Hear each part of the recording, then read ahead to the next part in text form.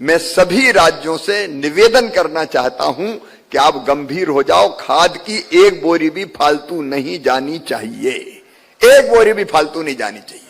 और इसलिए farmer ID के काम को 2 महीने में पूरा करना है।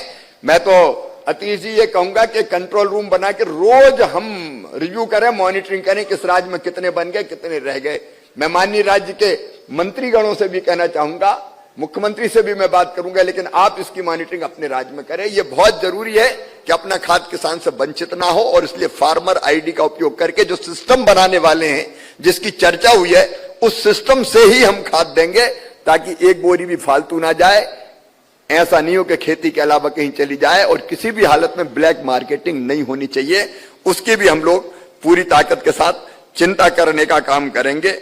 मित्रों, कई विषयों पर बहुत विस्तार से चर्चा हुई है, उनमें से एक एक के बारे में बात मैं नहीं करूंगा, लेकिन दिल में दर्द होता है किसान होने के नाते भी और कृषि मंत्री होने के नाते भी। अभी हमने प्रेजेंटेशन देखा नकली खाद और नकली पेस्टिसाइड का, जरा गंभीरता से सोच के देखो हम कितने गंभीर हैं, हम कितनी कार्रवाइयां करते हैं।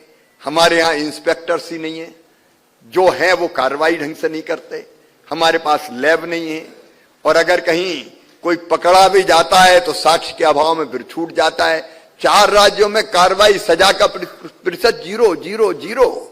इसका मतलब बहुत गंभीरता से इस विषय में सोचने की जरूरत है। मुझे अच्छी तरह याद है, यह मंच भी अच्छी तरह जानता है कि जब हम विकसित कृषि संकल्प अभियान के में किसानों के बीच में गए तो सबसे पहली बात उन्होंने यही कही कि हमको नकली खाद से बचा लो, हमको नकली पेस्टिसाइड से बचा लो।